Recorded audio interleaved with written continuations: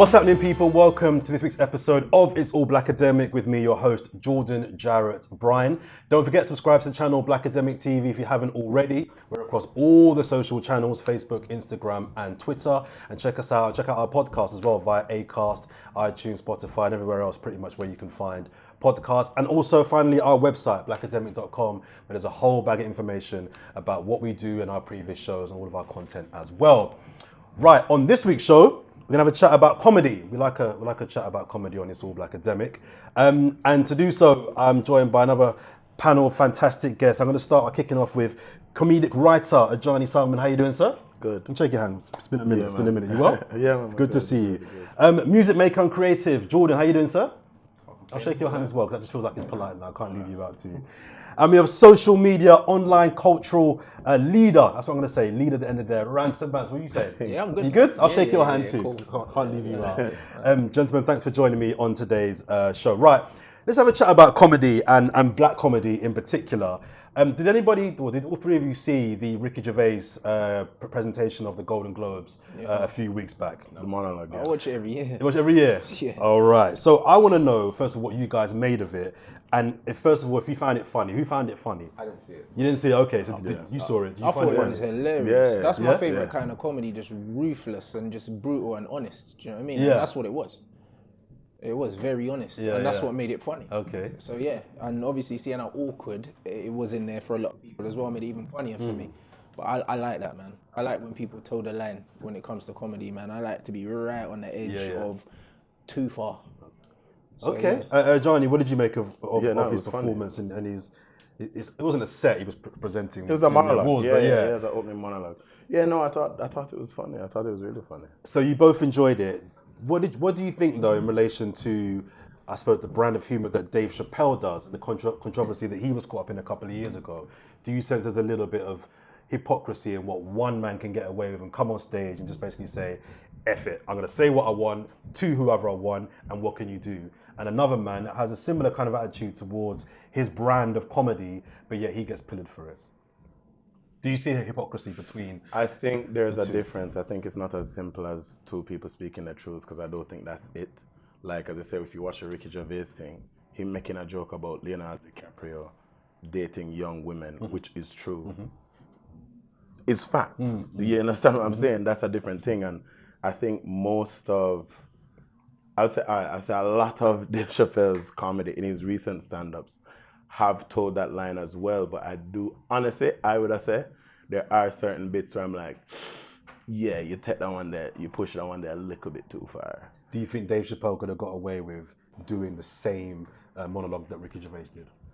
Probably, they would probably find some issue in it, probably. But for me, it's about, and let's be clear, Ricky Gervais don't go without backlash either.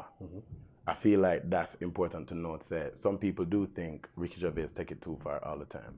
So, but it's just, I just think that because we're in this kind of bubble of, like, we're in black Twitter, right? So we see when black people talk about black people. Yeah. But when are the last time you see news about Taylor Swift? Cool, but she's been doing stuff because you're not in a white Twitter. You see what I'm saying? So it's kind of like, it's like we say, oh, Ricky Gervais don't get no criticism and Dave Chappelle get bare criticism. It's like, but check for white news. So do you, no, that's partly true. So Rance, do you feel that if Dave Chappelle had done that same skit, it would have had the same long-term effects career-wise to him that maybe if Ricky can go on there and do his thing, it's the last time he's going to present it, and there probably won't be any, I take your point about I'm not in those circles, so maybe I don't know the backlash, but there probably won't be any long-term damage to his career in the way that if Dave Chappelle had done that, even if it was his last time doing that ceremony, there potentially would have been. Yeah, absolutely. There'll be no damage because he's done it before and they keep bringing him back. Do you know what I'm saying? Like, I don't think Dave Chappelle would have got the opportunity to do that anyway.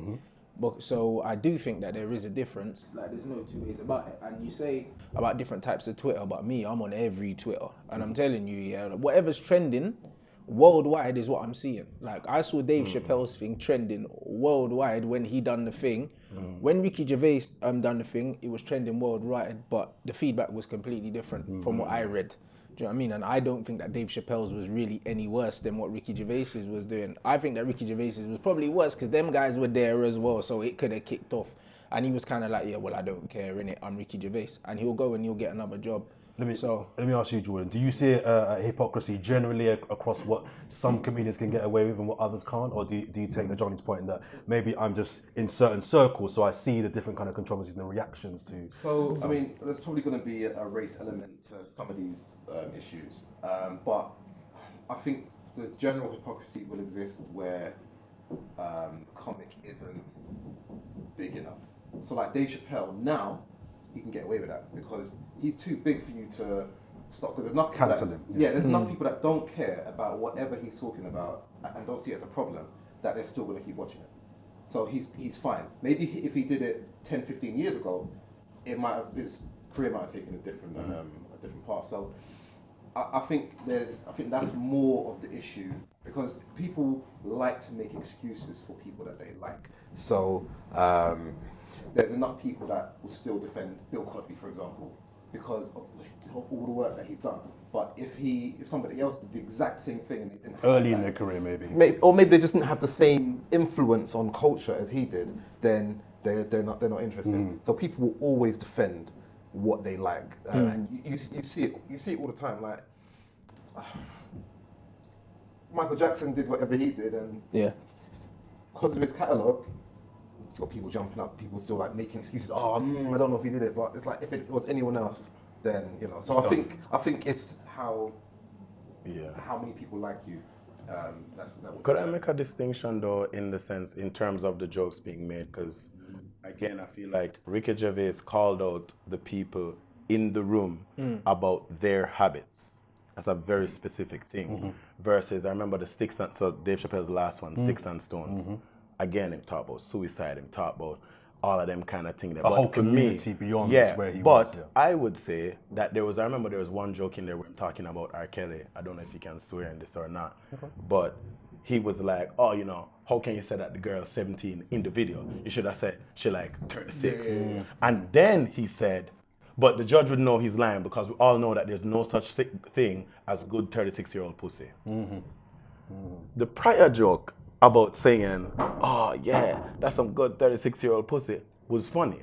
But when he said there's no such thing as good 36-year-old pussy, that's a direct shot at just women. To say, from you reach 30, your pussy not good again. That's very different from saying Leonardo DiCaprio, to one person. your You XYZ. had a problem with that joke that Dave Chappelle told. But I'm saying that's the line that you cross. It's like, as I said, to compare it to Ricky Gervais in terms of how backlash is. I'm like, Ricky Gervais tell a man about himself in him face. And a specific person versus, or Hollywood, versus saying, actually, I'm going to take a shot at women. It's like them saying comedy, punch up, don't punch down. So you punching up at rich white people is all right, cool, they're at the top of the table. What you say don't affect them. But you as a man punching down at women in general, just like that scathing remark, is like, that one kind of deep. So what you say? Like, what age is the cap where a woman not good again for you? You see what I'm saying? Yeah. I think that's a bit too specific though. No, I'm just saying for the specific two jokes because comparison. where I'm taking this from is, can one man like tread a certain line that another man can't, innit? And I've seen that in many different walks of life, like not just in like comedy, even in football and punditry and stuff like that.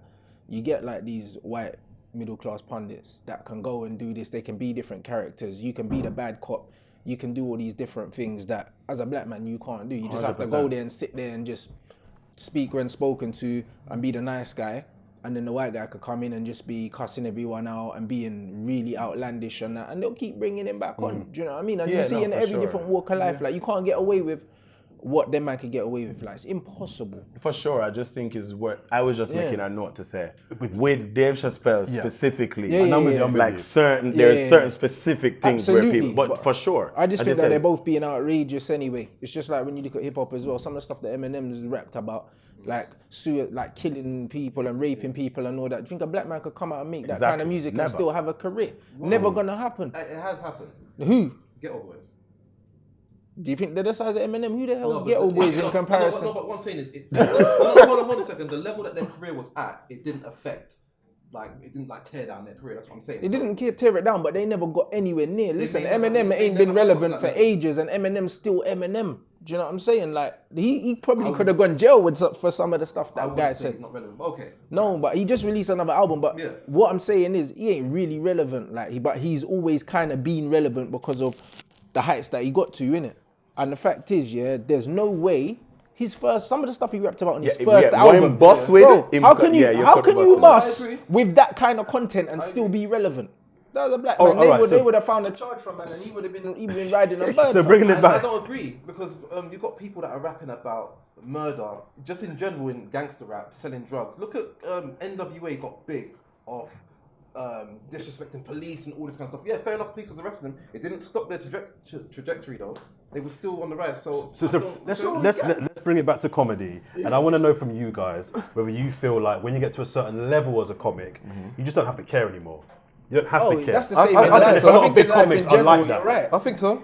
Yeah, I think Yeah. once you're self-made and like you're sorted and that, you can kind of do that. Once you've got your fan base, as he said, people ride out for people they like. Innit? Yeah, that's like with the MJ thing. Like if it's anyone else other than MJ, it's he's guilty. Fam. Yeah, look That's at, it. look There's at no Gary debate. Glitter. He wasn't doing enough good work to overcome what he did. And that's it. And then he had to go Joby. Yeah. That's what it is, isn't it? Yeah.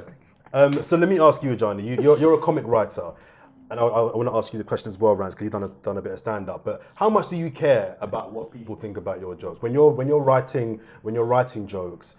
Do you think to yourself, okay, I need to be funny, but I need to be considerate of how this may be received? Do you care? Or if it's funny and you can justify it, boy. No, I just think about what kind of joke I want to tell and who am I telling it to. And I think that's really it. It's just being aware of the kind of joke I make. Like for me, again, this whole idea of punch up, punch down. I write shows that make fun of white people. It's like, but it's true in the sense that I don't make up race jokes. I only tell real jokes or real situations that happen. So for me, it's like, well, if you're offended, you need to ask yourself why you're offended by that truth.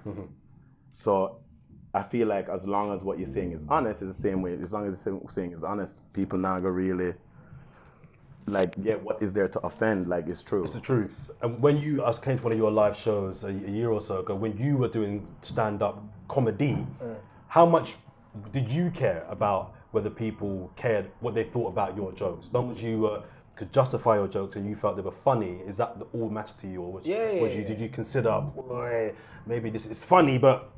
Yeah, no, I never consider that because my thing is like not everyone's gonna like you regardless, innit? The people that gravitate towards your stuff is for them. If you don't like it, it's not for you. Change the channel, innit? Like I don't care. I don't come across anything that I don't like and get super outraged by it. I just move it along. You know what I mean? And that's how I live my life. So if you don't like the jokes, then they're not for you. Yeah, I agree. Move along. Do you know what I mean? That's why I'm on Twitter and that. And if I see something I don't like or I see someone constantly tweeting stuff and it gets retweeted, I just mute them, bro, on my timeline. I'm not gonna message them and say, oh, you can't say that. I don't care. Do you know what I mean? So if you don't like the jokes or you feel like they're not in good taste or whatever, then that's your business. Like honestly.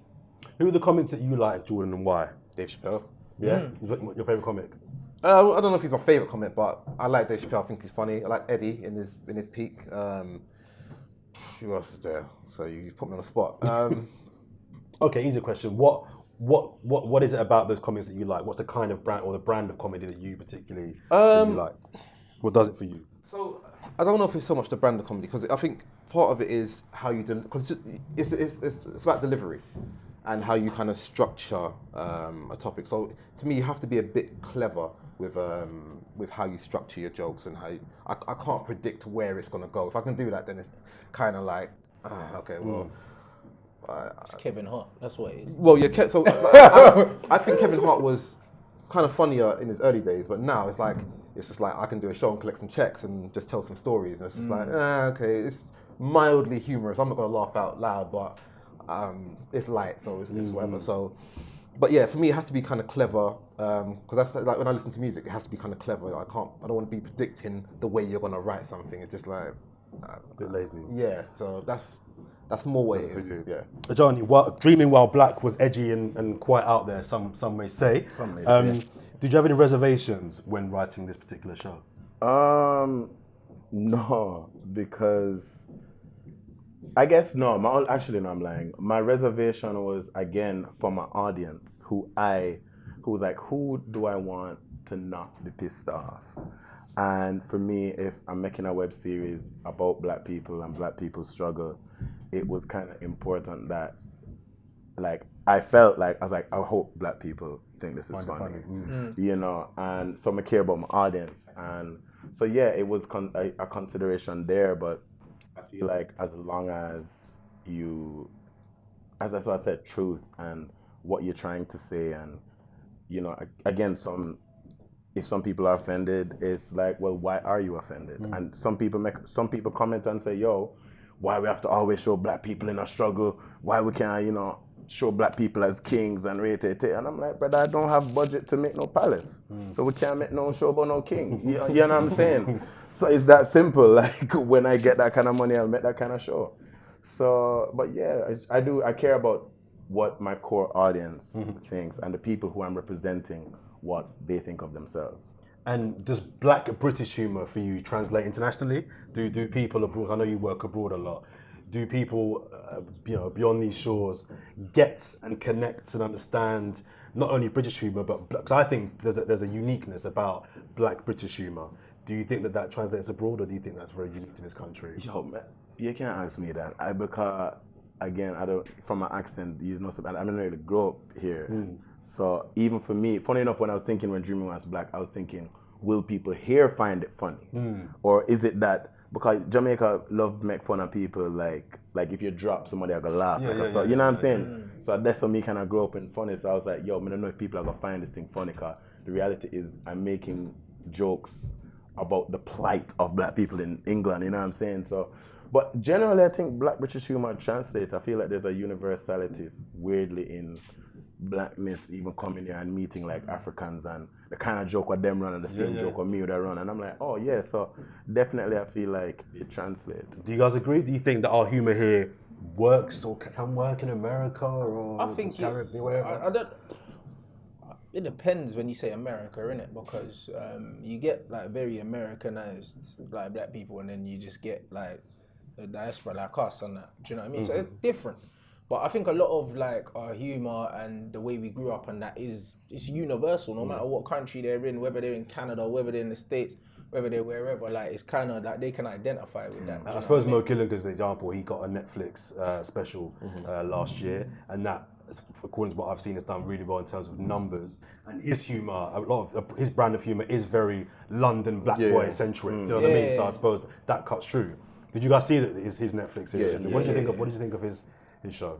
So I thought it was funny. The only thing that I thought he missed out on is he didn't really cover anything that was outside of like a social setting. It was like there was nothing that was like kind of current. He didn't deal with any topics. He didn't have any kind of commentary on what's happening in the world. I thought I kind of missed doing that. I was expecting something. That's not his thing. He's a sketch guy. He's a sketch guy, innit? And obviously, I seen it live like a few times, and that even before he done the Netflix thing, because it's pretty much the thing that he's touring doing. Innit? Yeah. So yeah, I'd seen it a few times, and the first, I think I saw it 2 or 3 times live, and it always made me laugh, innit? Because it's relatable. But obviously, he knows his audience, and he put that together.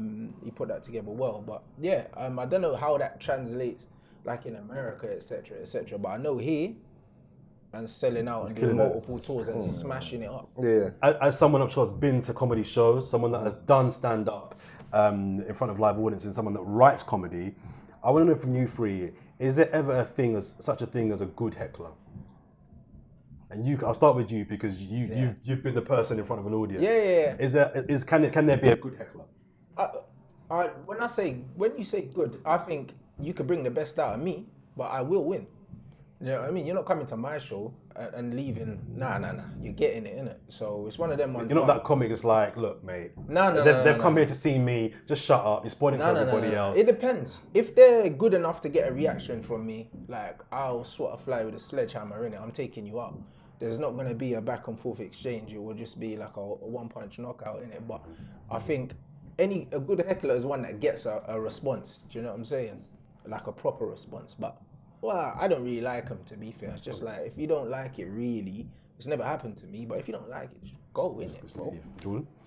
Well, I haven't done comedy, obviously, but I mean, the only way I can see that a heckler makes sense is if the show is really bad and like if there's a lot of comedies on the lineup. And this guy just needs to get off the stage, then yeah, just heckle him off the stage because I don't want to see it if it's bad. It's not. Isn't that a form of bullying? I'm not. Listen, man. That's exactly what it is. Listen. That's exactly what it is. This is the arena you stepped in. Like, my thing is this: hecklers have existed in comedy for years, and I always believe that whatever you decide to do or believe or anything, you need to accept every single thing that comes with it, or just walk away. So hecklers exist, and they have always existed. So you need to make sure you step your game up, and you might make you fix up to think, okay, next time round, I'll be better. So hold on, yeah. So imagine, you're working in Sainsbury's on the checkout, yeah, and you're scanning the things mad slow. So I'm allowed to stand in the queue and say, "Yo, hurry up, blood! What are you doing?" And start cussing you out. But isn't the difference that when you're a stand-up comic, you're there to be judged? Bro, Are you? Well, is that what the job is? Of course, you're there to entertain me. Yeah. Entertain me. And if I feel that you're poor, I personally wouldn't. No. You paid your money To be entertained. watch me. Yes. Now, if you And you're never not do your to entertain me. pause. If you never do your research as to what me do and come, that's like if me book a ticket. No, like I don't just buy concert. Oh, too. Oh, no, but look who me out watch. When I say heckle, when I say heckle, I don't necessarily mean heckle get off the stage. I mean someone that just interacts and just interrupts. No, but it leads back to my man's point. Like, listen, if you don't like the thing, you can leave. No, but bro. I might like it. I might want to talk. I might want to respond to one of your jokes. I Brother, might like that's it. not the show that you does came it say to. on We the didn't come to ticket Q&A. interactive comedy? That's it. It don't say It's not interactive Q&A comedy. though. The ticket, fam. Like, shut your mouth, innit? It's my show. Fair enough. This is it. You know what I mean? If you got bars, step up here and you do it. I'm just talking about if a guy's bad and he's making the show drag, like get him off the stage. That's like how you have showtime at the Apollo when it's like, listen, get them off the stage. Fair enough, that is part of that show, but man, like, I guess for me as a professional, like, again, even writing, like, so I obviously don't get hecklers, but you get trolls, right? Yeah. And even seeing, like, sometimes the troll them more vicious, cause them not on the face, them anonymous. Say what they want, yeah. And sometimes you see it and say, alright, cool, whatever. But I'm not gonna lie, sometimes you see one, I hear somebody's pussy though, like, I said, you know what I'm saying? And it's just like, but I do acknowledge, look, it's a party, but that don't mean it's a good part. I know, that's it. It's just like, fair enough. You get but me? I'm just saying, like, you know, that's the only occasion where I can see, like, okay, if they're really terrible, no one's laughing, and man's like, listen, just get up. And I'm like, You're fair cool enough. with that? Yeah. Cool. Listen, I'm there as well, and I might be sitting there like thinking, man, this guy is terrible. Let's just move to the next guy because we paid to laugh and we're not laughing, so. You know, Yeah, but let's get bro, with the put show. it this way, yeah. If you know that he's dying, he knows he's dying. He knows he's dying. Then end it. You say You that? don't need. No, then just end it. Sometimes they and done the don't thing, have done it. You know when you're writing this thing, yeah, that this line's meant to bang. When the line doesn't bang, you know you died. I don't care what anyone Yeah, then says. get off the stage. It's like, you know, Nah, but you're not gonna say, yo, you know what? Boom. It's just like if you're End the playing show, football end and it you're not early. having a good game, you don't just walk. No, sorry, I've seen comics clearly leave the stage before their time. Yeah, And you have as well. No, but sometimes you need but to. As a professional, again, like with the football thing, if your first 10 minutes are bad, you can either say, yo, you know what, I'm gonna try to get our next thing. It's the same thing like musicians. But I'm not gonna lie, remember when Ding Dong just started reviving his career? When Ding Dong up on stage and him a sing, everybody's just like, boy, I'm there wait for alkaline still. And me see man say, boy, the man decides, and I'll never forget when the man work the stage. What I mean, the man work. And you see when people start dancing and thing, I was like, you know what, brother, you're gonna bust again because that he continued trying. And as a comedian, sometimes you have to say, yo, maybe my last joke, my punchline, maybe they'll laugh at that one. Yeah, then go straight to it. And the show. For me, it's like this. If you're playing FIFA and you're getting battered, just restart again. You won this one. Let's start again. The next game. Yeah, you're not built for this. No. But that's the thing. I'm not a comic. So like, I'm just telling you this. This is from the outsider's point of view. Like, I'm in the audience. It's like if you're watching TV, sometimes you go turn the channel or stop the show what you're watching because it's not good enough. But then go get a drink. No, all I'm saying is, if no You know one is what I'm saying? laughing, Because if you're running your mouth, get my security man to put hands on you. Like, this is what it is. All right. This is what tell some jokes. Something you know a lot about is a lot of your stuff is on social media, is online. Yeah. How important has that as social media been as a platform in being an outlet for young comics like yourself and social commentators that maybe want to become stand-up comics long term and maybe get into the mainstream, but everyone can't get booked to the Apollo. Do you know what I mean? How important has that platform been for new visionaries in terms of comics and comic writers? I think social media is just important in general in terms of just the reach, innit? It just makes everything smaller. Like, I remember when I started out, like right at the beginning, I was getting 30, 40, 50,000 like views on a video and that right from the very beginning, innit? Because it's easy to kind of share things and then you don't realize how big your audience is and it grows and it grows. So I just think the ease in which you could share things, put things up. I was filming and uploading stuff on the same day and stuff like that. It just gives you a lot of freedom and yeah, like it speeds everything up, innit? It kind of takes out the middleman, so to speak, and people just contact you directly and you can just do your thing. So if you've got talent, there's literally no excuse now.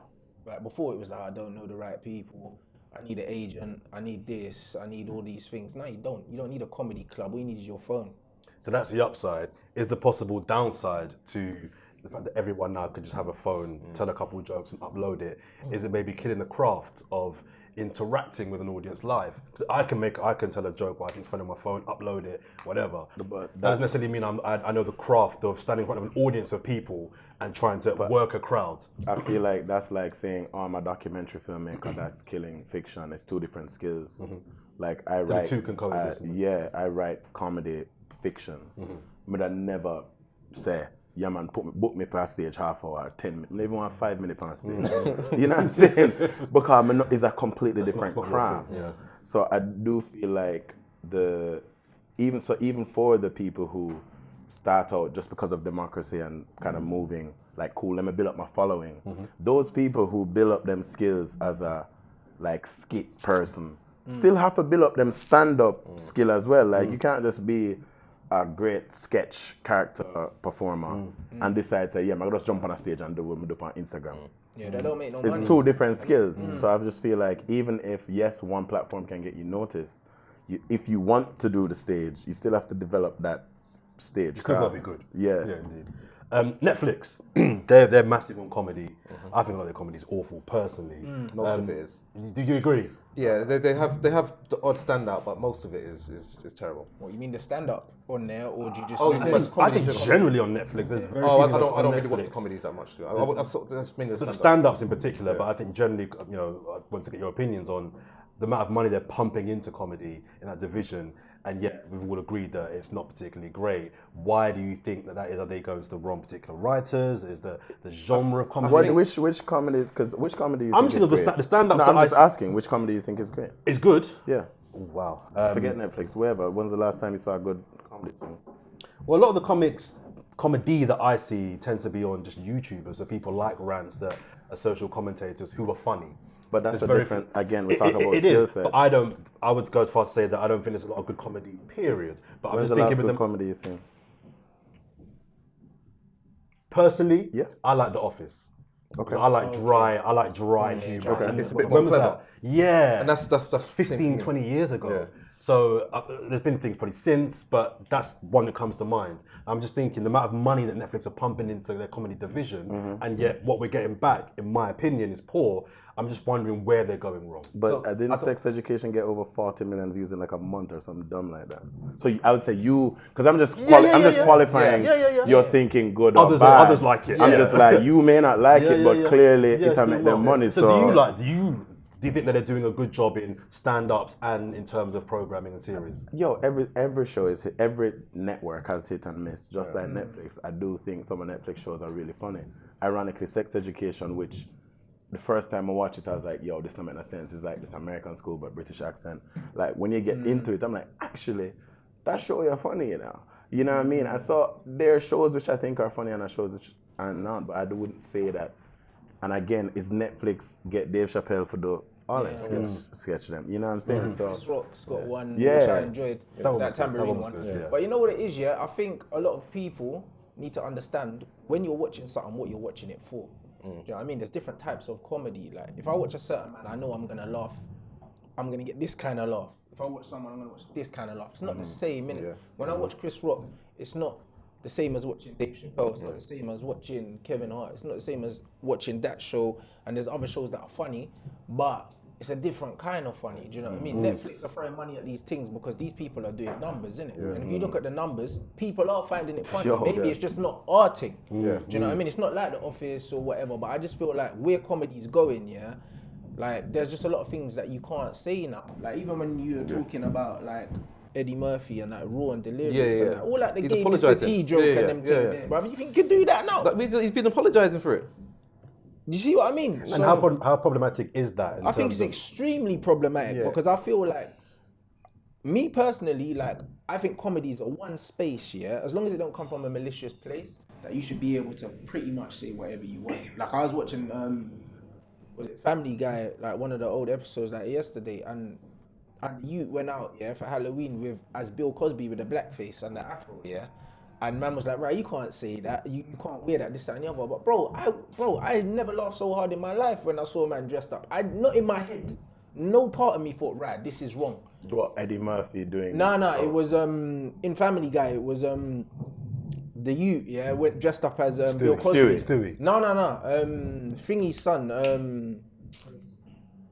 Chris, the big one. Chris. Yeah, man, dressed up as Bill Cosby in blackface with an afro and went out trick-or-treating, bruv. And I thought it was hilarious, and he done the Bill Cosby accent and everything, and I died. I thought it was funny. I wasn't remotely offended by that. But sometimes that's down to what you believe the motive is, because you know that some people's motive doing blackface is different. Yeah, exactly. But there you go. As long as there's no malicious intent behind anything, I think anything should be able to go. Robert Downey Jr. gets the cosign with the no one's saying Tropic Thunder. Yeah, no one's saying nothing about his blackface. Everyone's cool with it. I thought that was hilarious. Even when I watched the film, it never computed in my I mind. didn't buy it either. That it was blackface. But then because it was funny. I it would wasn't malicious. argue that Tropic Thunder also acknowledged.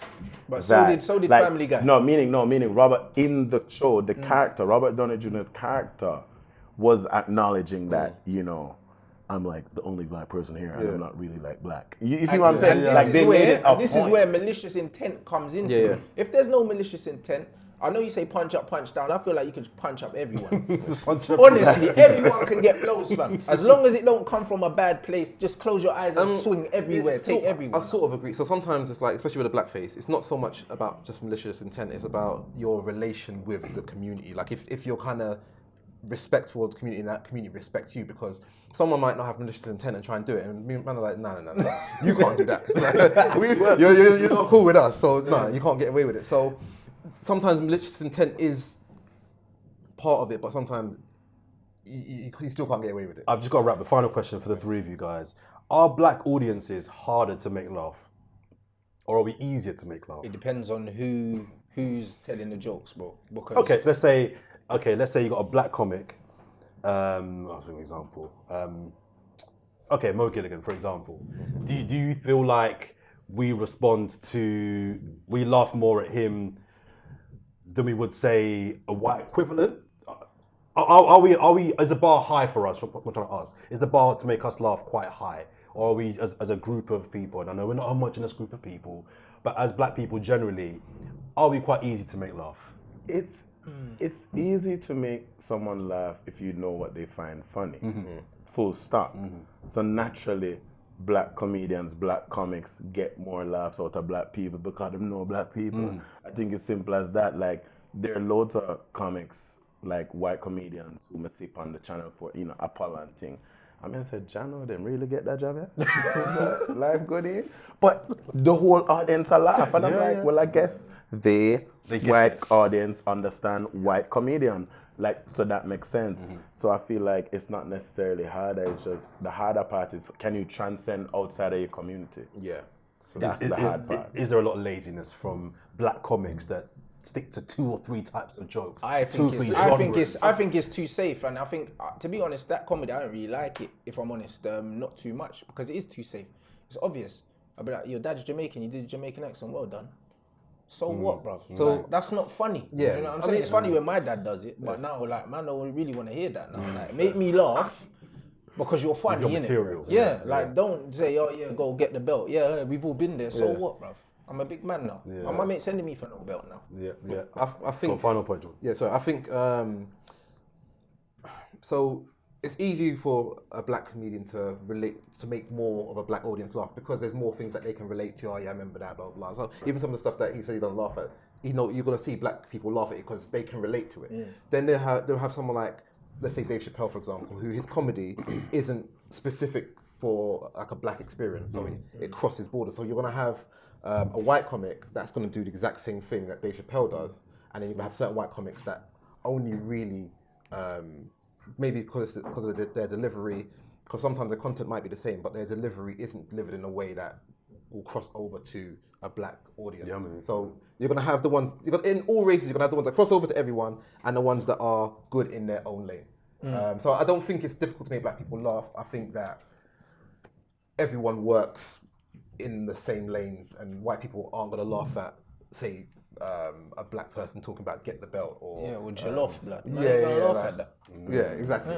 Exactly. Listen, guys, Jordan, Rance, and Ajani just joining me on this week's It's All Blakademik. Check out some of our previous shows on comedy. We did a show on season 1 regarding is there ever a line when it comes to comedy. And we did a show at Jerkfest as well, a live show there on comedy too. So go and check out some of our previous shows from previous seasons. Also, don't forget to subscribe to us here on Blakademik TV, Blakademik TV. Go check it out and go and tell a friend. And of course, all of our socials as well, Facebook, Instagram, and Twitter. Until next week, peace.